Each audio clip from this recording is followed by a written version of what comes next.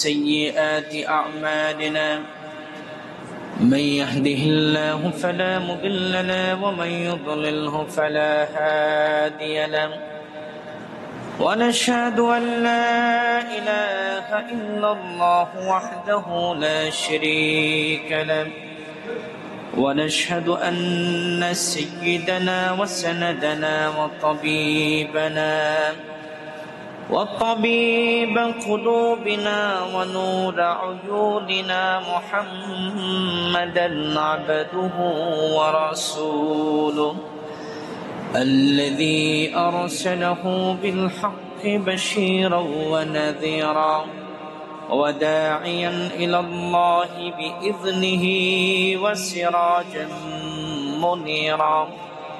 أما بعد فقد قال الله تعالى في كلامه المجيد والفرقانه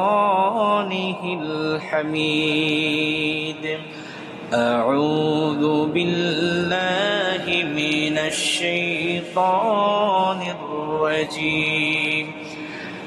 بسم الله الرحمن الرحيم. ومبشرا برسول يأتي من بعدي اسمه أحمد. صدق الله العظيم وصدق رسوله النبي الحبيب الكريم ونحن على ذلك من الشاهدين والشاكرين والحمد لله رب العالمين. وقال تعالى في شان حبيبه ومحبوبه ومعشوقه مخبرا وآمرا: إن الله وملائكته يصلون على النبي يا أيها الذين آمنوا صلوا عليه وسلموا تسليما. اللهم صل على سيدنا مولانا محمد وعلى آل سيدنا مولانا محمد। নবীজি মোদের নয়নমণি,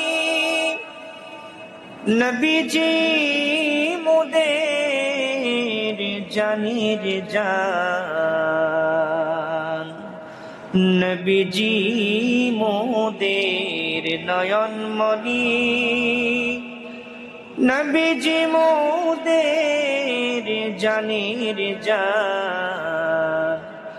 সকল নবীদের সেরা তিনি, আল্লাহর পরে তাহার শান। আল্লাহুম্মা সাল্লি আলা সাইয়্যিদিনা মাওলানা মুহাম্মদ ওয়া আলা আলি সাইয়্যিদিনা মাওলানা محمد بلغ العلا بكماله كشف الدجى بجماله حسنت جميع خصاله صلوا عليه وآله। মুআজ্জাজ মুহতারাম উপস্থিত ঐতিহ্যবাহী বদরদিয়া কেন্দ্র জামে মসজিদে পবিত্র সফর মাসে তৃতীয় জুমায় সম্মানিত মুসলিম কারাম, মুরব্বিয়ান আযম, যুবক ভাইরা, ছোট ছোট মাসুম বাচ্চারা, পর্দার আড়ালে শ্রবণরতা, পর্দানিশীন আমার মা ও বোনেরা, সকলকে জানাচ্ছি আন্তরিক মোবারক সবটুকুন শুকরিয়া কার জন্য যে আল্লাহ জাল্লা জালালুহু ওয়া আযমা নাওয়ালুহু আমাদেরকে মায়া করে, যাচাই করে, বাছাই করে আজকে জুমার দিনের মতো বরকতপূর্ণ আয়োজনে আল্লাহ সুবহানাহু ওয়া তাআলা আল্লাহর ঘর মসজিদে আসার অবসর তৌফিক দান করলেন। চলুন সেই মহিয়ান গরিয়ান সর্বশক্তিমান আল্লাহ সুবহানাহু ওয়া তাআলার দরবারে আমাদের হৃদয়ের সবটুকু আবেগ অনুভূতিগুলোকে উজাড় করে, হৃদয়ের সবটুকু প্রাচীর উন্মোচন করে সমবেত কণ্ঠে পড়ছি আলহামদুলিল্লাহ। লাখ কোটি তার চেয়ে অনেক অনেক বেশি দরুদ ও সালাম আল্লাহর সৃষ্টির প্রধান আকর্ষণ, সকল নবী ও রাসূলগণের মাথার মুকুট, শামসুল হিদায়াত বদরুদ্দুজা সাইয়্যিদুস সাকালাইন, আমাদের পেয়ারা নবীজি হযরত মুহাম্মদুর রাসূলুল্লাহ সাল্লাল্লাহু আলাইহি ওয়াসাল্লামের উপর। প্রিয় সুধী, আজকে আমি আপনাদের খেদমতে পবিত্র কোরআনুল কারীমের 61তম সূরা সূরা সফ এর 6 নম্বর আয়াতের কিছু অংশ তেলাওয়াত করেছি। এই আয়াতটিকে আলোকপাত করে একটি বিষয়কে নিয়ে আমরা কথা শুনবো। আর দেরি নয়, সকলে আমার সাথে পড়ুন, আউযু বিল্লাহি মিনাশ শাইতানির রাজীম, বিসমিল্লাহির রাহমানির রাহিম, ওয়া মুবাশশিরান বিরাসূলিন يأتي من بعدي اسمه أحمد صدق الله العظيم وصدق رسوله النبي الحبيب الكريم। ফিশরি সূরাতুস সাফ পবিত্র কোরআনুল কারীমের 61তম সূরা। কত নাম্বার? পবিত্র কোরআনুল কারীমের 61তম সূরা প্রিয় নবীজি সাল্লাল্লাহু আলাইহি ওয়াসাল্লামের উপরে নাজিল হয়েছে মদিনাতুল মুনাওয়ারায়। এজন্য এই সূরাটির নাম মাদানী। আল্লাহু আকবার। একটা সূরার নামও মাদানী হয়ে গেছে, সুবহানাল্লাহ পড়ে। এই সূরার মর্তবাও অনেক বেশি। আল্লাহু আকবার। এই সূরাতে আল্লাহ রাব্বুল আলামিন 6 নম্বর আয়াতে আমাদের নবীজির আগমনের পূর্বে একজন নবী হযরত ঈসা আলাইহিস সালাতু ওয়াস সালামের সারা জীবনের উপার্জন, তিনি কি উপার্জন করেছেন তাই আলোকপাত করেছেন। সুবহানাল্লাহ। আমাদের নবীজির আগমনের পূর্বে 500 বছর, কত বছর? 500 বছর পর্যন্ত পৃথিবীতে কোনো নবী রাসূল ছিল না। এই সময়টাকে বলা হয় ফিতরাত। এই সময়টাকে ঐতিহাসিকদের ভাষায় আইয়ামে জাহিলিয়া বলা হয়। আমাদের পূর্বের যিনি নবী ছিলেন হযরতে ঈসা আলাইহিস সালাতু ওয়াস সালাম, ওনার সাথে আমাদের সম্পর্ক খুব গভীর। সুবহানাল্লাহ পড়ে। ওনার সাথে আমাদের সম্পর্ক কি? খুব গভীর। হযরত ঈসা আলাইহিস সালাতু ওয়াস সালাম পৃথিবীতে এমন একজন পয়গাম্বর ছিলেন যে নবীর কোনো বাবা ছিল না, বাবা ছাড়াই তিনি পৃথিবীতে আগমন করেছেন। সুবহানাল্লাহ। আওয়াজ করে বলেন না সুবহানাল্লাহ। আল্লাহ সুবহানাহু ওয়া তাআলা ঈসা আলাইহিস সালাতু ওয়াস সালামের মাধ্যমে পৃথিবীবাসীকে নিদর্শন দিলেন যে আমি আল্লাহ চাইলেই পারি। আল্লাহু আকবার। আমি আল্লাহ কুন বলতেই ফায়াকুন হয়ে যায়। তার জন্য নিদর্শন রেখেছেন হযরতে ঈসা আলাইহিস সালাতু ওয়াস সালাম। আল্লাহ সুবহানাহু ওয়া তাআলা ঈসা আলাইহিস সালাতু ওয়াস সালামের সাথে উম্মতে মুহাম্মাদের কি সুনবীর সম্পর্ক, তিনি তিনার জীবনে সবচেয়ে বেশি কি দোয়া করেছেন, তিনি আবার কেন দুনিয়াতে আগমন করবেন, তাই আজকে আমরা জানব। আল্লাহ রাব্বুল আলামিন পবিত্র কোরআনুল কারীমে সকল নবীদের জন্মের আলোচনা করেছেন। সুবহানাল্লাহ পড়েন।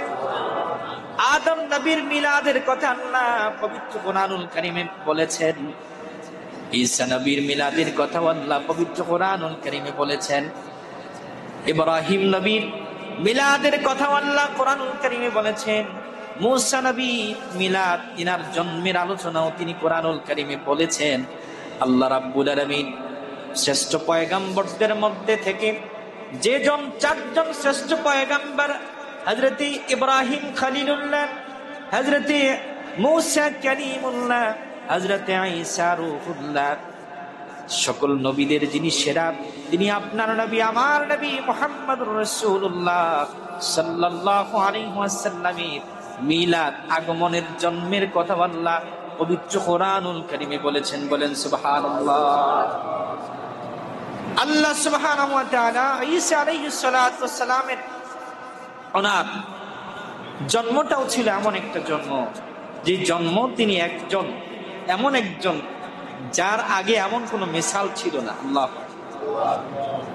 হযরতে মারিয়াম আলাইহিস সালাতু ওয়াস সালাম, ঈসা আলাইহিস সালাতু ওয়াস সালামের আম্মা জান, তিনি এমন একজন নারী, আল্লাহ রাব্বুল আলামিন ওনাকে এমন মর্যাদা মর্তবা দান করেছেন, তিনি দুনিয়ার কোনো খাবার খেতেন না, ওনাকে আল্লাহ মেহমানদারি করতেন আল্লাহর জান্নাত থেকে।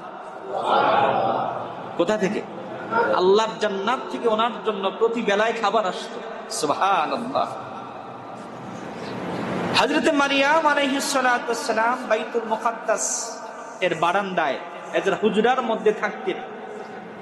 একদিন ফেরেশতা জিবরিল আলাইহিস সালাতু ওয়াস সালাম এসে বললেন, আল্লাহ রাব্বুল আলামিন এই আলোকপাত পবিত্র কোরআনুল কারীমের সূরা মারিয়ামের 19 নম্বর আয়াতে চমৎকার করে তুলে ধরেছেন। আল্লাহ সুবহানাহু ওয়া তাআলা বলেন, قال انما انا رسول ربك لاهب لك غلاما زكيا। আল্লাহ রাব্বুল আলামিন ফেরেশতা জিবরিলকে পাঠালেন। জিবরিল এসে মারিয়াম আলাইহিস সালাতু ওয়াস সালামকে বললেন, মারিয়াম তুমি শুভ সংবাদ গ্রহণ করো, আমি আল্লাহ রাব্বুল আলামিন এর পক্ষ থেকে তোমার মাঝে আগমন করেছি। আমার রাব্বুল আলামিন তোমাকে একজন গোলামান জাকিয়া, একজন বুদ্ধিমান সন্তান দান করবেন। সুবহানাল্লাহ। এবার মারিয়াম আলাইহিস সালাম বিয়ে শাদী হয় নাই। আল্লাহ রাব্বুল আলামিন সূরা মারিয়ামে চমৎকার করে তুলে ধরলেন। মারিয়াম আলাইহিস সালাতু ওয়াস সালাম আল্লাহর কাছে বললেন, জিবরিলকে বললেন, যুক্তি দাঁড় করালেন। قالت أنى يكون لي غلام ولم يمسسني بشر ولم أك بغيا। রে জিবরিল, আল্লাহর ফেরেশতা, আমার কিভাবে সন্তান হবে? লাম ইয়ামসাসনি বাশার, এই দুনিয়ার কোন পুরুষ আমাকে স্পর্শ করে নাই, কিভাবে আমার সন্তান হবে? ওয়ালাম আকু বাগিয়া, এবং আমি এই জমিনের মধ্যে কোনো ব্যভিচার, কোনো খারাপ কাজ করি নাই, কিভাবে আমার সন্তান হবে? আল্লাহু আকবার। কিভাবে আমার সন্তান হবে? লাম ইয়ামসাসনি বাশার, কোনো পুরুষ আমাকে টাচ করে নাই, কিভাবে আমার সন্তান হবে? আল্লাহ রাব্বুল আলামিন তার পরের অংশে বলেন, জিবরিল আমিন বললেন, قال كذلك قال ربك هو علي هين ولنجعله آية للناس ورحمة منا وكان أمرا مقضيا। জিবরিল আমিন বললেন, মারিয়াম, আল্লাহ চাইলেই পারেন। সুবহানাল্লাহ। তুমি সুসংবাদ গ্রহণ করো, এটা আল্লাহর জন্য খুব সহজ, এবং তোমাকে আল্লাহর সন্তান দান করবেন। এই সন্তান পৃথিবীবাসীর জন্য একটা নিদর্শন। সুবহানাল্লাহ। হযরত ঈসা আলাইহিস সালাতু ওয়াস সালাম পৃথিবীর জন্য কেমন নিদর্শন? আল্লাহ রাব্বুল আলামিন পৃথিবীর মাঝে বান্দা প্রেরণ করেছেন চার ভাবে। কয় ভাবে? প্রথম আল্লাহ বান্দা সৃষ্টি করলেন আদম আলাইহিস সালাতু ওয়াস সালাম। তিনার বাবাও ছিল না, মাও ছিল না। এক নাম্বার, বাবা মা ছাড়াই আল্লাহ পাক নিজ হাতে হযরত আদম আলাইহিস সালাতু ওয়াস সালামকে সৃষ্টি করলেন। সুবহানাল্লাহ। দুই নাম্বার সৃষ্টি হলো আল্লাহ রাব্বুল আলামিন স্বামী থেকে ওনার বিবিকে সৃষ্টি করলেন। আদম আলাইহিস সালাতু ওয়াস সালাম জান্নাতে আল্লাহকে বললেন, আল্লাহ এত সুন্দর জান্নাত, একা আমি, আমার সাথে কেউ নাই, এত সুন্দর জান্নাতে আমি একা বসবাস করছি। ঘুম থেকে জেগেই দেখেন পরম একজন সুন্দরী রমণী ওনার পাশে শোয়া। সুবহানাল্লাহ। আল্লাহ রাব্বুল আলামিন আদম আলাইহিস সালাতু ওয়াস সালামকে ঘুম থেকে জাগালেন। ঘুম থেকে জাগিয়ে দেখলেন পরমা সুন্দরী রমণী পাশে শোয়া। একজন জীবন্ত আদম থেকে আল্লাহ একজনকে সৃষ্টি করলেন, তার জন্য ওই রমণীর নাম হয়ে গেল হাইয়ুন, জীবন থেকে হাওয়া। কি নাম? হাওয়া আলাইহাস সালাতু ওয়াস সালাম। তিনি আমাদের আম্মা জান। মারহাবা বলেন। এবার আদম আলাইহিস সালাতু ওয়াস সালাম খুশি হয়ে গেলেন, এত সুন্দর পরমা রমণী জান্নাতে আদম নবী স্পর্শ করতে যাবেন। আল্লাহ ধমক দিলেন, আদম না, টাচ করা যাবে না, হাত্তা ইউআদ্দি মাহরাহা, তুমি হাওয়া তোমার বিবির মোহর আদায় করো। সুবহানাল্লাহ। ইমাম বাগাবী লিখেছেন, আদম নবী জান্নাতের মধ্যে কি সম্পদ দিয়ে ওনার বিবির মোহর আদায় করবেন? আল্লাহকে বলেন, আল্লাহ এই জান্নাতের কোন সম্পদের মালিক তো আমি না, কি দিয়ে আমার বিবির মোহর আদায় করবো? আল্লাহ রাব্বুল আলামিন বললেন, আদম আমার হাবিব মুহাম্মদ সাল্লাল্লাহু আলাইহি ওয়াসাল্লামের উপরে 3 বার দুরূদ শরীফ পড়ো। আমি আল্লাহ তোমার বিবির মোহর আদায় করে দেব। সুবহানাল্লাহ।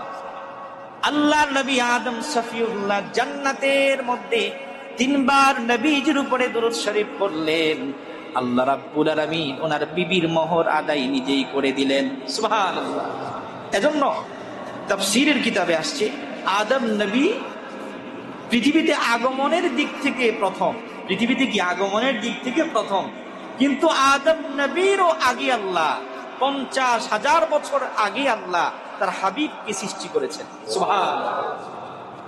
ত্রিশুরি 2 নাম্বার সৃষ্টি হলো স্বামী থেকে আল্লাহ পাক বিবিকে সৃষ্টি করলে তিনি হাওয়া আলাইহিস সালাতু ওয়াস সালাম, তিনি আমাদের আম্মা জান, মারহাবা বলেন। 3 নাম্বার সৃষ্টি হলো কোনো বাবাই ছাড়া হযরত ঈসা আলাইহিস সালাতু ওয়াস সালাম। আল্লাহ পাক তিনি সবকিছু পারেন, তিনি সবকিছুর ক্ষমতার মালিক কে? সবকিছু যিনি পারেন তিনি কে? আল্লাহ। মারিয়াম আলাইহিস সালাতু ওয়াস সালাম বললেন, জিবরিল আমাকে কেউ টাচ করে নাই, আমি কোনো খারাপ কাজও করি নাই, কিভাবে সন্তান হবে? আল্লাহ রাব্বুল আলামিন তিনি যে পারেন সেই প্রমাণ দিলেন মারিয়াম আলাইহিস সালাতু ওয়াস সালামের মাধ্যমে। আল্লাহ পাক ফেরেশতা জিবরিলকে বললেন, জিবরিল তুমি ফু দাও, ফু দাও। উনি ফু দিলেন হযরত মারিয়াম আলাইহিস সালাতু ওয়াস সালামের রেহেমে, আল্লাহর আদেশে সেখানেই আল্লাহ রাব্বুল আলামিন ওনার পয়গম্বর ঈসা নবীকে প্রেরণ করলেন। সুবহানাল্লাহ। ঈসা আলাইহিস সালাতু ওয়াস সালাম মায়ের গর্ভে সন্তান ভূমিষ্ঠ হলেন। হযরত মারিয়াম আলাইহিস সালাতু ওয়াস সালাম সন্তানকে নিয়ে ওনার জনপদের মধ্যে আসলেন। আমাদের এলাকাও যদি কোনো নারীর বিয়ে না হয়, সে যদি সন্তান নিয়ে আগমন করে, আমরা তো কত নাটক করবো, ঠিক কিনা বলেন? কত ভাবে তাকে তুচ্ছ তাচ্ছিল্য করবো। কি ব্যাপার, তোমার বিয়ে হয় নাই, তোমার কিভাবে সন্তান হলো? ওনার এলাকার মানুষও একই কথা বলতে লাগলেন। এবার মারিয়াম আলাইহিস সালাতু ওয়াস সালাম উনি কোনো কথা বললেন না। কুলের সন্তান হযরত ঈসা আলাইহিস সালাতু ওয়াস সালামের দিকে ইশারা করলেন, ফাআশারাত ইলাইহি, কুলের সন্তানের দিকে ইশারা করলেন আর বললেন, আমাকে কোনো প্রশ্ন করো না, আবার কুলের যেই সন্তান এই ঈসা আলাইহিস সালাতু ওয়াস সালামকে প্রশ্ন করো, আমার এই কুলের সন্তান তোমাদের জবাব দিয়ে দিবে। হযরত মারিয়াম আলাইহিস সালাতু ওয়াস সালাম ইশারা করার পরে এলাকার মানুষ বলতে লাগলো, قالوا كيف نكلم من كان في المهد صبيا। এলাকার মানুষ বলতে লাগলো, মারিয়াম তুমি কি আমাদেরকে বোকা পেয়েছো নাকি? এই কুলের সন্তান কিভাবে কথা বলতে পারে? নবজাতক সন্তান কি কথা বলতে পারে? কিন্তু পৃথিবীতে আল্লাহ রাব্বুল আলামিন কোন মুফাসসির লিখেছেন 4 জন, কোন মুফাসসির লিখেছেন 10 জন সন্তান পৃথিবীতে কুলে, মার কুলে আল্লাহর সাথে কথা বলেছে। সুবহানাল্লাহ। তার মধ্যে একজন হলো হযরত ঈসা আলাইহিস সালাতু ওয়াস সালাম। বলেন আল্লাহু আকবার। এবার আল্লাহর নবী ঈসা আলাইহিস সালাতু ওয়াস সালাম মায়ের কোলেই তিনার মায়ের সতীত্বের পবিত্রতার বর্ণনা দিলেন। আল্লাহ রাব্বুল আলামিন সূরা মারিয়ামে বললেন, قال إني عبد الله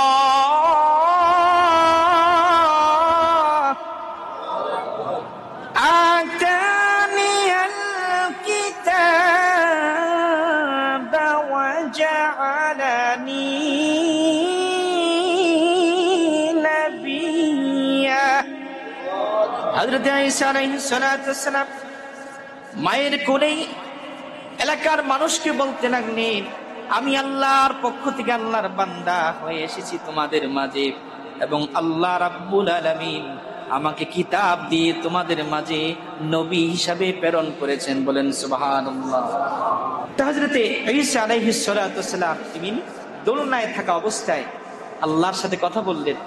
আল্লাহ পাক তার জবানকে খুলে দিলেন, তিনি মায়ের পবিত্রতার ঘোষণা দিলেন। আল্লাহু আকবার। তিনি বললেন, আমি আল্লাহর পক্ষ থেকে তোমাদের মাঝে কিতাব নিয়ে তোমাদের মাঝে পয়গাম্বর হিসেবে আগমন করেছি। বলেন সুবহানাল্লাহ। এই দোলনা থাকা অবস্থায় হাদিসের মধ্যে স্পেশালি আসছে 4 জন সন্তান আল্লাহর সাথে কথা বলেছেন, মানুষের সাথে কথা বলেছেন। তার মধ্যে অন্যতম হলো হযরত ঈসা আলাইহিস সালাতু ওয়াস সালাম। 2 নাম্বার জুরাইজ একজন আল্লাহর পেয়ারা বান্দা ছিলেন। ওনার সময়ে ওনার সাথে ওনার পবিত্রতার বর্ণনা দিতে গিয়ে আরেকজন সন্তান তিনিও আল্লাহর সাথে কথা বলেছেন দোলনা থাকা অবস্থায়।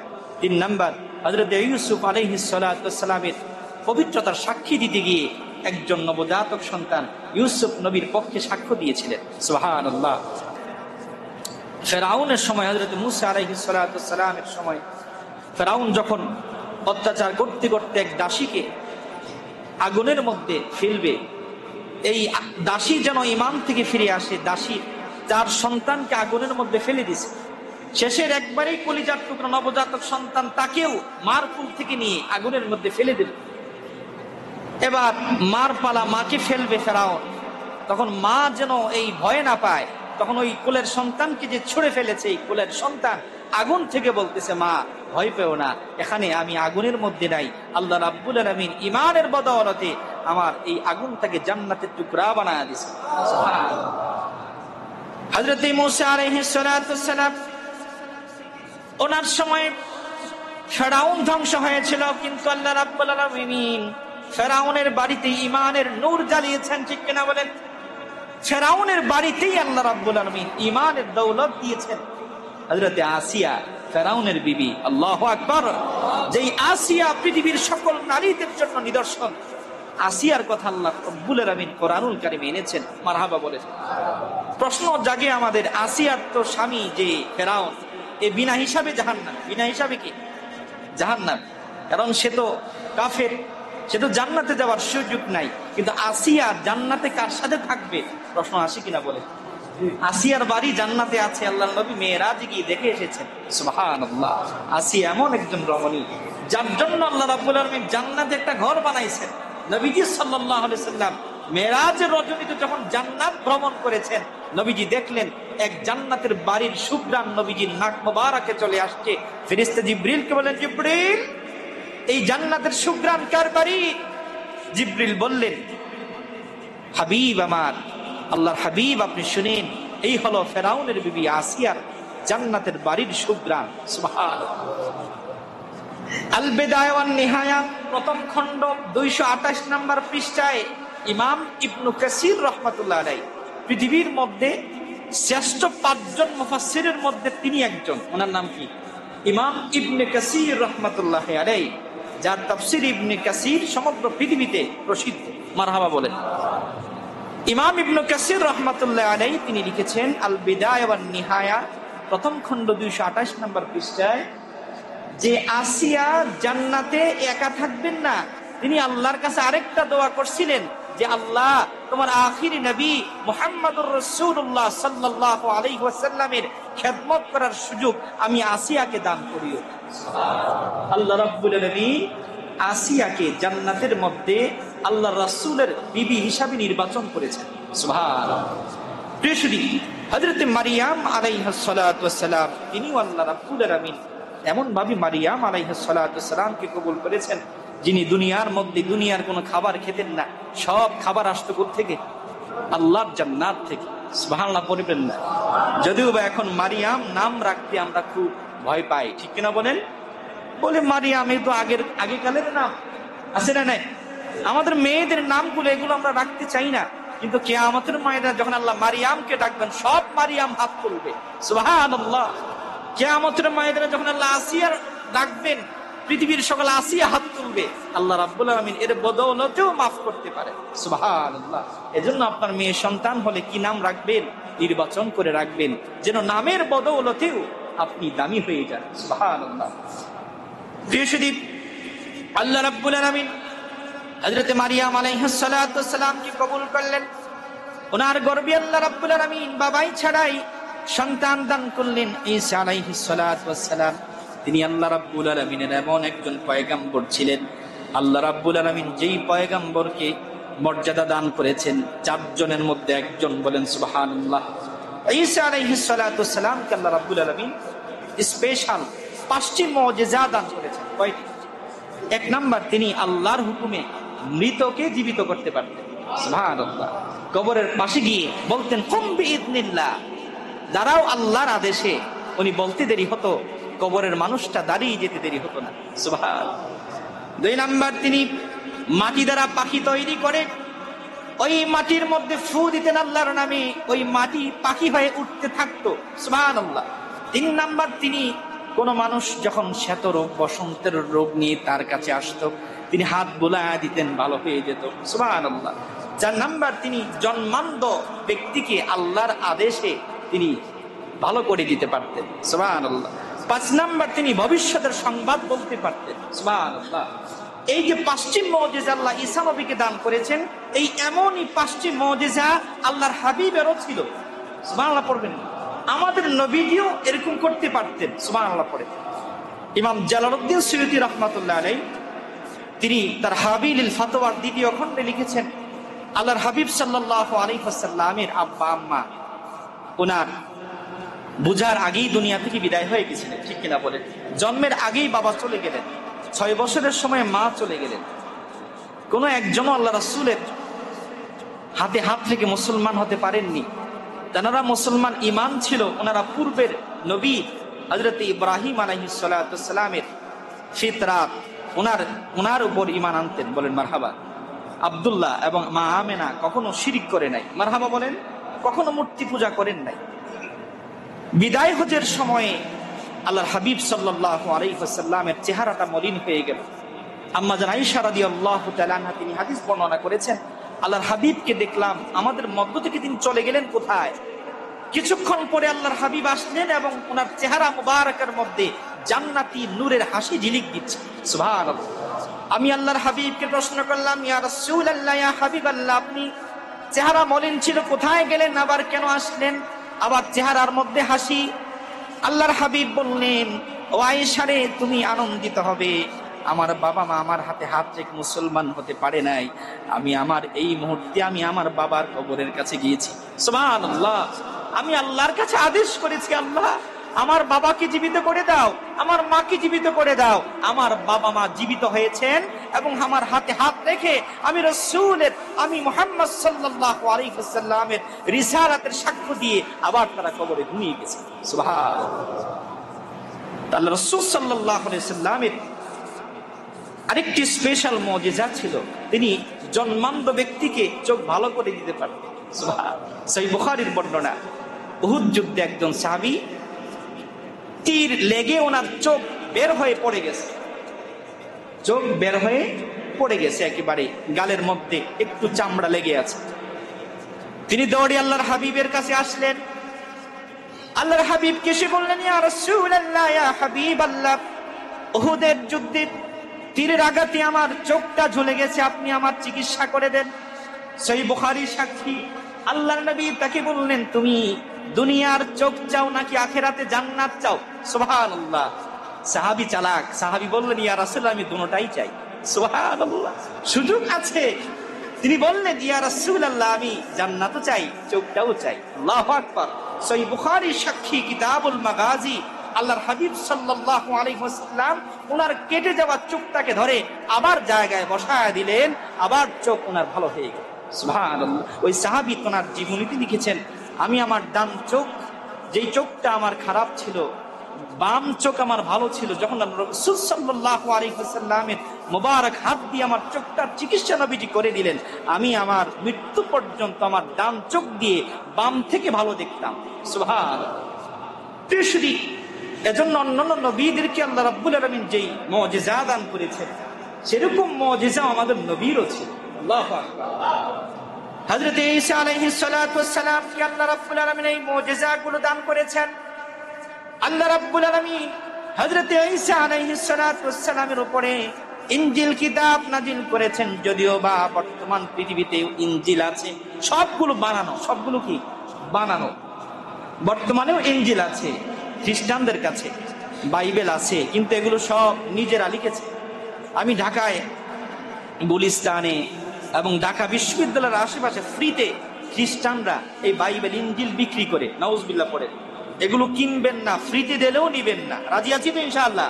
এই খ্রিস্টানদের গোপন চক্রান্ত হলো, তারা বাংলাদেশকে নিয়ে সবচেয়ে বেশি চক্রান্ত করতেছে। যারা আমাদের পার্বত্য চট্টগ্রাম এই অঞ্চলটাকে দখল করতে চায়, নাউজুবিল্লাহ পড়ে, কুকি এরা বাইবেল বিক্রি করে এবং আমাদের দেশের মানুষকে দরিদ্রতার সুযোগ নিয়ে বাড়ি দেয়, গাড়ি দেয়, গরু কিনে দেয়।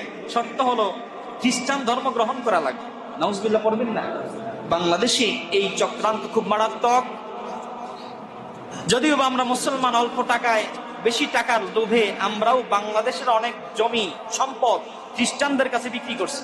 কথা বলেন ঠিক কিনা? আপনাদের বুঝতে হবে, খ্রিস্টানরা যখন জমি কিনবে উদ্দেশ্য ভালো থাকে না, এরা ফ্রিতে পড়ায় বাচ্চাদেরকে। উদ্দেশ্য ভালো না খারাপ? খারাপ। তারা মুসলমানের সন্তানকে ডাইভার্ট করে খ্রিস্টান বানানোর চেষ্টা লিপ্ত। বলেন না উজবিল্লাহ। এদেশ ওলিয়া উলিয়ার দেশ, খ্রিস্টানরা বাংলাদেশের এক চুল জমিও কেড়ে নিতে পারবে না ইনশাআল্লাহ।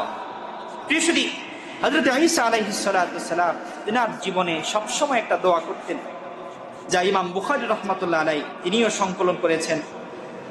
হযরত ঈসা আলাইহিস সালাতু সালাম ওনার ইনজিলের মধ্যে ওনার আলোচনা তো ছিলই, কিন্তু ওনার আলোচনার থেকেও বেশি আলোচনা ছিল আমাদের নবীর আলোচনা। বলেন সুবহানাল্লাহ। আমাদের নবীর আলোচনা উনি ওনার উম্মতদেরকে বেশি শোনাতেন।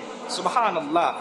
উনি তার ইনজিল কিতাব খুলে দেখেন, এই কিতাবের মধ্যে একজন নবীর উম্মতের সম্মানের কথা আছে, যেই উম্মত হবে উম্মাতুন মাগফুরা, ক্ষমাপ্রাপ্ত উম্মত, উম্মাতুন মারহুমা, রহমপ্রাপ্ত উম্মত। হযরত মূসা আলাইহিস সালাতু ওয়াস সালাম সেই উম্মতটা চেয়েছিলেন, আল্লাহ দেন নাই।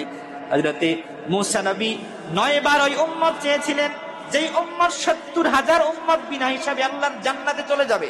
সুবহানাল্লাহ। সেই উম্মত হলাম আমরা। সকল নবীদের কিতাবের মধ্যে আমাদের আলোচনা রয়েছিল, যেই উম্মত হবে মেহেরবানি উম্মত, যেই উম্মত হবে ক্ষমাপ্রাপ্ত উম্মত। এত সম্মানের উম্মত আমরা, তারপরেও এত মর্যাদাবান হয়েও চুরি, মানুষকে খুন করতে আমরা দ্বিধাবোধ করি না, ঠিক কিনা বলে? খুন একবার যদি চিন্তা করেন, আমি মুহাম্মদ সাল্লাল্লাহু আলাইহি ওয়াসাল্লামের উম্মত, আমার মতো উম্মত হওয়ার জন্য অন্যান্য নবীরাও আল্লাহর কাছে আরজি করেছিল। আপনি এত দামি উম্মত হয়ে কি করে দুর্নীতি, কি করে আপনি মানুষকে খুন করেন, কিভাবে মানুষের সম্পদ লুণ্ঠন করেন? একবার যদি চিন্তা করেন, কিয়ামতের ময়দানে নবীজির কাছে অনেক উম্মতদেরকে পেশ করা হবে, নবীজি বলবেন সুবহান সুবহান, না তুমি দুনিয়াতে মানুষকে খুন করেছো, আমার উম্মতের পরিচয়ে তুমি ধোঁকাবাজি করেছো, আমি আমার রাসূলের উম্মতের দাবিদার হয়ে তুমি মানুষকে আঘাত করেছো, মানুষের সম্পদ লুণ্ঠন করেছো। এই সকল উম্মতদেরকে নবীজি স্বীকার করবেন। নাউজুবিল্লাহ পড়বেন না? ভাই, দুনিয়ার এই 60-70 জিন্দেগি, এই 70 জিন্দেগির জন্য, এই অল্প সময়ের জন্য আপনি টাকার জন্য মানুষকে খুন করছেন, সম্পদ লুণ্ঠন করছেন। নবীজি সাল্লাল্লাহু আলাইহি ওয়াসাল্লাম যদি আপনাকে অস্বীকার করে, আপনার দুনিয়াও শেষ, আখিরাতও শেষ, ঠিক কিনা বলেন? প্রিয় শরীফ, হযরত ঈসা আলাইহিস সালাতু ওয়াস সালাম আল্লাহর কাছে বারবার দোয়া করতেন, রব্বি জাআলনি উম্মাতা মুহাম্মদ, আয়া রাব্বুল আলামিন, আমি ঈসা নবী আমার ইনজিলের মধ্যে তোমার যে শ্রেষ্ঠ নবীর উম্মতের সম্মান আমি শুনলাম, আল্লাহ সেই উম্মত আমি চাই না, সেই উম্মত আমি নিজে ঈসা হতে চাই। বলেন সুবহানাল্লাহ। তিনি জানেন আল্লাহ ওই উম্মত তার হাবিবের উম্মত, তিনি আর উম্মতটা চান নাই। তিনি আল্লাহর কাছে সব সময় দোয়া করতেন, আল্লাহুম্মা জাআলনি উম্মাতা মুহাম্মদ, আল্লাহ তুমি আমাকে তোমার হাবিবের উম্মত বানাও। সুবহানাল্লাহ। এর থেকে দামি দোয়া তিনি আর করেন নাই। আল্লাহু আকবার বলেন। এর থেকে শ্রেষ্ঠতম দোয়া তিনি করেন নাই। আল্লাহ রাব্বুল আলামিন মুসা নবীও দোয়া করছিলেন, মুসা নবীর দোয়া আল্লাহ কবুল করেন নাই, ঈসা নবীর দোয়া আল্লাহ কবুল করছেন। সুবহানাল্লাহ। বনি ইসরাইলরা অত্যাচার করতে করতে ঈসা আলাইহিস সালাতু ওয়াস সালামকে হত্যা করবে এমন অবস্থা হয়ে গেল। আল্লাহ রাব্বুল আলামিন পবিত্র কোরআনুল কারীমে চমৎকার করে বলেছেন, বাল রাফাহুল্লাহু ইলাইহি ওয়া কানা আল্লাহু আজিজান হাকীমা। আল্লাহ রাব্বুল আলামিন হযরত ঈসা আলাইহিস সালাতু ওয়াস সালামকে ওই হত্যা করতে পারেন এর আগেই তিনাকে জীবিত আকাশে তুলে নিলেন। সুবহানাল্লাহ। ঈসা আলাইহিস সালাতু ওয়াস সালাম তিনি এখন প্রথম আসমানে আছেন। কোথায় আছেন? জোরে বলেন মারহাবা। ওয়াইটিং এ আছে, অপেক্ষায় আছে। প্রিয়সুদী, তারিখে দামেস্কের ইতিহাসের কিতাবে আসছে, আল ফিকহুল আকবারেও ইমাম আজম আবু হানিফা রাহমাতুল্লাহ আলাইহি তিনিও সংকলন করেছেন, কিয়ামতের আগে হযরত ঈসা আলাইহিস সালাতু ওয়াস সালাম আবারও দুনিয়ার মধ্যে আগমন করবে। সুবহানাল্লাহ পড়ে। তবে তিনি নবী তো নিশ্চিত, কিন্তু তিনি তখন নবুয়ত দাবি করে না, তিনি আগমন করবেন আমাদের নবীর উম্মত হয়ে। সুবহানাল্লাহ পড়ে। বর্তমানে সবচেয়ে বেশি জুলুম অবিচার চলতেছে ফিলিস্তিনে, ঠিক কিনা বলে? কিয়ামতের ময়দান হবে ওই ফিলিস্তিনের অঞ্চল। আল্লাহু আকবার বলেন। এখন সবাই তো ঘুমন্ত। গতকালও দেখলাম আবারও এই কুখ্যাত ইসরাইল গাজাকে দখল করার জন্য আবারও মানুষকে মেরে ফেলা শুরু করেছে। অসংখ্য মুসলমান সেখানে আজকে নির্যাতিত, নিপীড়িত। যদিও বা জাতিসংঘ বাংলাদেশে আসছে শান্তি প্রতিষ্ঠা করতে, তারা একবারও চিন্তা করে নাই এই যে গাজার মুসলমানরা আজকে নির্যাতিত, নিপীড়িত, তাদের পাশেই তো সবচেয়ে বেশি দাঁড়ানো উচিত ছিল, ঠিক কিনা বলে? কিন্তু আমাদের দেশে আসছে আর একটা যুদ্ধ লাগাই। নাউজুবিল্লাহ পড়বেন না? আল্লাহ কোরআনে বলছেন ইহুদি খ্রিস্টানরা মুসলমানদের প্রকাশ্য শত্রু, প্রকাশ্য দুশ্মন। এরা যতই ভালো দেখাক এটা ভালো না, ঠিক কিনা বলেন? এটা যতই আমাদেরকে নতুন করে দেখাক যে আমরা আপনাদেরকে সংশোধন করে দেব, ভাই ভাই যদি ঝগড়া লাগে, তৃতীয় জন যদি মীমাংসা করতে আসে, ভাইদেরকে বুঝতে হবে এখানে ডাল মে কুছ কালা হ্যায়, ঠিক কিনা বলেন? আমাদের দেশের সমস্যা আমরাই তো সমাধান করতে পারি, ঠিক কিনা বলেন? প্রিয় সুদীপ, আল ফিকহুল আকবার 229 পৃষ্ঠায় বর্ণনা। ইমাম আজম আবু হানিফা রাহমাতুল্লাহ আলাইহি তিনি লিখেন, কিয়ামতের পূর্বে হযরত ইমাম মাহদী আগমন করবেন। তিনি দাজ্জালের বিরুদ্ধে পারবেন না। দাজ্জাল অনেক মানুষকে, হাজার হাজার মানুষকে হত্যা করবে। ইমাম মাহদী দামেস্কে চলে যাবেন।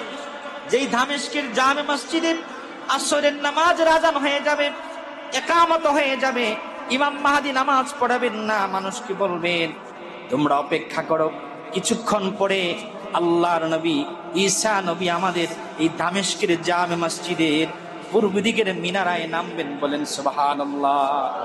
মানুষ শুনেই দৌড়ে চলে গেল, গিয়ে দেখবে আল্লাহর দুইজন ফেরেশতার কাঁধে ভর দিয়ে ঈসা আলাইহিস সালাতু সালাম তিনি দামেস্কের জামে মসজিদের পূর্ব দিকের সাদা মিনারার মধ্যে তিনি আগমন করবেন।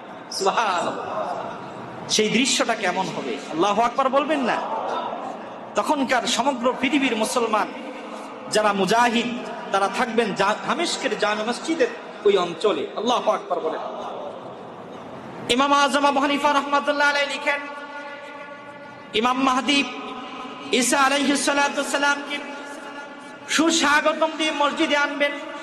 মসজিদে আনার পরে নামাজের ইমামতির জন্য ঈসা নবীকে বলবেন, ইমাম মাহদী যান, আপনি নামাজ পড়েন, আপনি তো একজন পয়গাম্বর। আল ফিকহুল আকবার সাক্ষী। ইমাম মাহদীকে ঈসা নবী বলবেন, রে মাহদী ভাই আমার, তুমি যাও, তোমার জন্য আজান হয়েছে, তুমি সামনে যাও, তোমার পেছনে আমি ইক্তেদা করব। লিউযহিরা মুতাবাতুল নবিয়িনা সাল্লাল্লাহু আলাইহি ওয়াসাল্লাম, তুমি সামনে যাও, ইমামতি করো, তোমার পেছনে আমি নামাজ পড়ব ঈসা নবী হয়েও। কিন্তু আমি কেন নামাজ পড়ব তোমার পেছনে? এটা প্রমাণ করার জন্য আজকে দুনিয়ার জমিনে আমি নবী হয়ে নয়, আমি আজকে ধন্য হয়েছি মুহাম্মাদুর রাসূলুল্লাহর উম্মত হওয়ার মাধ্যমে। বলেন সুবহানাল্লাহ। ইমাম মাহদী উনি নামাজ পড়াবেন আর ঈসা আলাইহিস সালাম পেছনে ইক্তেদা করবেন। আল্লাহু আকবার। এটা প্রমাণ দিবেন তিনি যে আমি নবী পয়গাম্বর ঠিক আছে, কিন্তু আমি আজকে ধন্য হয়েছি আল্লাহর হাবিবের উম্মত হওয়ার মাধ্যমে। সুবহানাল্লাহ। আর আমরা যারা বিনা হিসাবে উম্মত, আমরা ধন্য কম না বেশি? যদি বলেন কম না বেশি? বেশি।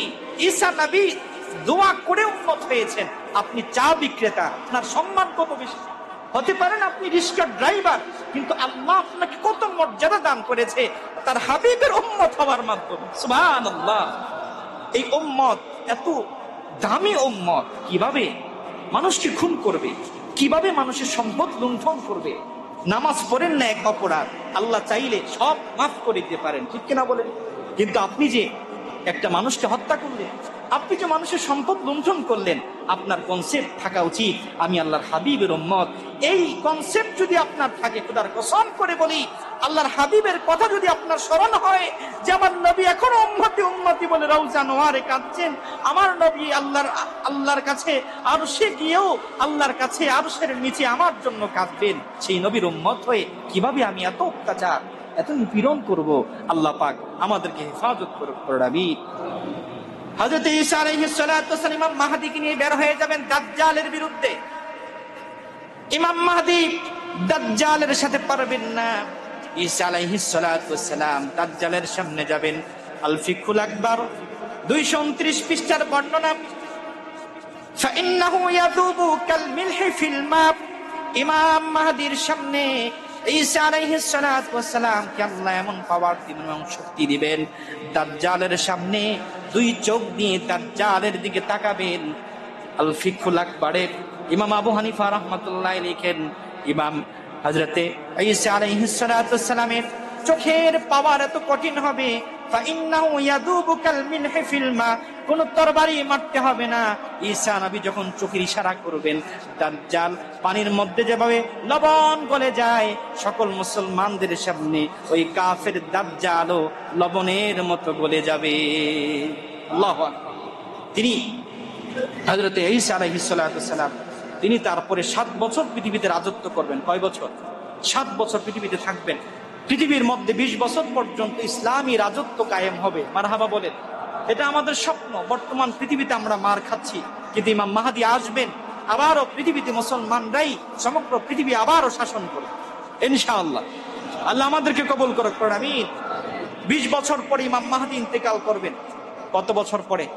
ওই দাজ্জাল হত্যা হওয়ার 20 বছর পর ইমাম মাহদী দুনিয়া থেকে বিদায় হবেন। হযরত ঈসা আলাইহিস সালাতু ওয়াস সালাম তিনিও চলে যাবেন। জান্নাতুল বাকিতে ওনার দাফন হবে। কোথায়? কোন ইমাম তিরমিজির বর্ণনায় আল্লাহর হাবিব সাল্লাল্লাহু আলাইহি ওয়াসাল্লামের রওজা মুবারাকের একটু পাশেই হযরত ওমর রাদিয়াল্লাহু তাআলা ওনার পাশে আরেকটি জায়গা এখনো ফাঁকা আছে। মারহাবা বলে। যারা হজ করতে গিয়েছেন তারা দেখবেন আল্লাহর হাবিব রওজা নোয়ারে মদিনাতুল মুনাওয়ারা নবীজির রওজার মধ্যে 4টা ছিদ্র। কয়টা বলেন? 4টা ছিদ্র। প্রথম যে ছিদ্রটা, এই ছিদ্রটার মধ্যেই দেখবেন ফাঁকা, এটা দেখা যায় না আপনারা, যদিও এটা দেখা যায় না দূর থেকে খালি চোখে। ওই জায়গাটায় ঈসা নবীর কবর হবে। মারহাবা বলে। উনি এমন দোয়াই আল্লাহর কাছে করছেন, তিনি নবীজির উম্মত হবেন। নবীজির যে রওজা মুবারক, এটা দুনিয়ার মধ্যে জান্নাতুল ফেরদাউসের টুকরা। সুবহানাল্লাহ পড়ে। এই নবীজির রওজা মুবারকের জান্নাতুল ফেরদাউসের টুকরায় তিনি বিশ্রাম নেবেন। তিনি আল্লাহর কাছে কেমন দোয়া করেছেন, সুবহানাল্লাহ। বন্ধুরা আমার, বাবাজিরা আমার, ইমাম মাহদী 20 বছরের মধ্যে ইন্তেকাল করবে।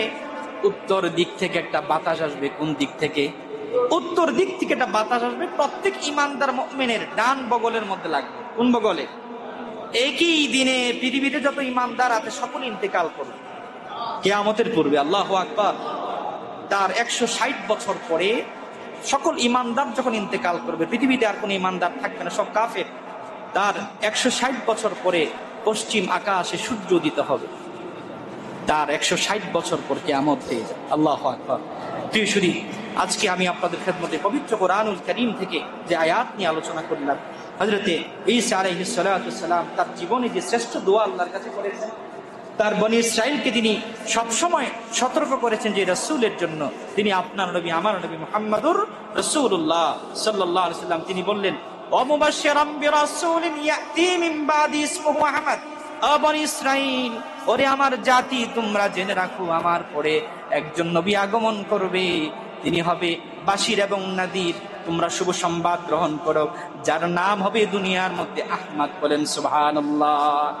তিনি এই ঘোষণা দিয়েছেন। বর্তমান যারা নাসারা খ্রিস্টান পৃথিবীতে, তাদের জন্য এই ঘোষণা। তাদের নবী, তাদের বাইবেল, তাদের ইনজিলের মধ্যেও এই কথা ছিল যে তোমাদের আমার পরে যখন মুহাম্মদ সাল্লাল্লাহু আলাইহি ওয়াসাল্লাম দুনিয়াতে আগমন করবে, তোমরা আমার রিসালাত বাতিল করে তোমরা মুহাম্মদ সাল্লাল্লাহু আলাইহি ওয়াসাল্লামের উম্মত হয়ে যাবে। এজন্যই তাদের জন্যই নসিহা। যত খ্রিস্টান পৃথিবীতে আছে, তাদের খ্রিস্টানদের মধ্যে 2 দল। কয় দল? একদল হলো মুশরিক, যারা মারিয়াম আলাইহিস সালাম যখন ওনার সন্তান কিনে আগমন করলেন, তখন এলাকার কিছু দুষ্ট মানুষ, সব এলাকায় আছে না নাই? আছে। দুষ্ট মানুষ বলতে শুরু করলো যে মারিয়ামের বিয়ে হয় না, কিভাবে সন্তান হলো? নাউযুবিল্লাহ। তারা বলল মারিয়াম মনে হয় আল্লাহর বিবি হয়ে গেছে। নাউযুবিল্লাহ পড়েন। তখন ঈসা নবীকে তারা বলল ঈসা ইবনুল্লাহ, ঈসা আল্লাহর ছেলে। বলেন নাউযুবিল্লাহ। এই ভয়ে ঈসা নবী কিয়ামতের ময়দানে সুপারিশ করবেন না, তিনি নিজেকে দোষারোপ করবেন। উম্মতে মুহাম্মাদী সকলকে বলবেন, আজকে আমি তো আল্লাহর কাছে দোষারোপ হয়ে আছি, কারণ আমার উম্মত আমাকে আল্লাহর সন্তান বলছে। বলেন নাউযুবিল্লাহ। ঈসা নবী আল্লাহর ছেলে না, আল্লাহর বান্দা। ঠিক কিনা বলেন? এজন্য আল্লাহ রাব্বুল আলামিন তার হাবিবের শানে সূরা ইখলাস নাজিল করেছেন। সকলে আমার সাথে পড়েন, কুল হুয়াল্লাহু আহাদ আল্লাহুস সামাদ লাম ইয়ালিদ ওয়া লাম ইউলাদ ওয়া লাম ইয়াকুল লাহু কুফুয়ান আহাদ। ঈসা নবীকে তারা আল্লাহর ছেলে বলল। আল্লাহ সুস্পষ্ট ঘোষণা দিয়েছেন, লাম ইয়ালিদ ওয়া লাম ইউলাদ, আমি আল্লাহ এক এবং একক, আমাকে কেউ জন্ম দেয় নাই, আমিও কাউকে জন্ম দেই নাই। প্রিয় শুধু হযরত ঈসা আলাইহিস সালাতু ওয়াস সালাম তিনি তার উম্মতকে শুভ সংবাদ দিয়েছেন, ইয়াতি মিন বাদি ইসমুহু আহমদ, আমার পর একজন পয়গম্বর আসবে, তার নাম হবে আহমদ, যে নবীর উম্মত আমি নিজেও হব। সুবহানাল্লাহ। বর্তমান যারা খ্রিস্টান মুসলমানদের উপর নির্যাতন করতেছে, কিয়ামতের ময়দানে তারা মুসলমানদের সাথে নির্যাতন করে তাদের নবীর সাথেই গাদ্দারি করছে, ঠিক না বলেন? তারা তাদের পয়গম্বরের সাথেই গাদ্দারি করছে। কিয়ামতের ময়দানে বনি ইসরাইল হয়ে দাঁড়াবে ঠিক, মুসা নবী ঈসা নবীর সামনে জবাব দিতে পারবে না। এজন্য এই আয়াত ইয়াতি মিন বাদি ইসমুহু আহমদ, এই আয়াত খ্রিস্টানদের জন্য অকাট্য দলিল। তারা মনে করে তাদের নবী ঈসা আলাইহিস সালাতু ওয়াস সালামকে তারা শুলে চড়িয়ে মেরে ফেলছে। এজন্য খ্রিস্টানদের দেখবেন তারা গলার মধ্যে একটা শুল চিহ্ন জড়ায় রাখে, ঠিক কিনা বলেন? দুই পাশে ক্রুশ চিহ্ন, এটা খ্রিস্টানদের সিম্বল। আমার অনেক মুসলমানের সন্তানও না বুঝে এগুলো বাজার থেকে কিনে, নাউজুবিল্লাহ পড়বেন না। প্রিয় শুধু আমরা তার হাবিব সাল্লাল্লাহু আলাইহি ওয়াসাল্লামের উম্মত হয়ে ধন্য হয়েছি, ঠিক কিনা বলেন? পূর্বেকার নবীরা আমাদের নবীর উম্মত হওয়ার জন্য আল্লাহর কাছে আকুতি করেছে, কিন্তু এই উম্মতের যে বর্তমান দশা, এই উম্মত মার খাচ্ছে, কিন্তু উম্মত সবচেয়ে বেশি বর্তমানে অপরাধও করছে, ঠিক কিনা বলেন? আল্লাহ রাব্বুল আলামিন আমাদেরকে শ্রেষ্ঠ উম্মত বানিয়েছেন, তার জন্য আমরা শ্রেষ্ঠত্ব লাভ করেছি। এই শ্রেষ্ঠত্ব আমাদেরকে ধরে রাখতে হবে, ঠিক কিনা বলেন? এই শ্রেষ্ঠত্ব আমরা অর্জন করেছি যে হাবিবের মাধ্যমে, সেই নবীজির আলোচনাও করা লাগবে কম না বেশি। আল্লাহ রাব্বুল আলামিন আমাদের সকলকে কবুল করে পড়ুন, আমিন। প্রিয় শুধু আজকে অনেকেই দোয়ার প্রার্থী হয়েছেন। গত জুমায় আপনারা দান করেছেন ৯,১৫০ টাকা, মারহাবা বলেন। আল্লাহ রাব্বুল আলামিন প্রতি জুমায় যে আপনারা দান করেন, মসজিদ হলো আল্লাহর কাছে সবচেয়ে প্রিয় জায়গা, ঠিক কিনা বলেন? সেখানে যারা দান করবে তাদের দানকেও আল্লাহ কবুল করবেন কম না বেশি বেশি। এজন্য প্রত্যেক জুমার দিনে, বিশেষ করে জুমার দিনে আপনারা প্রাণ ভরে আল্লাহর ঘর মসজিদে দান করবেন। আল্লাহ রাব্বুল আলামিন সকলের দানকে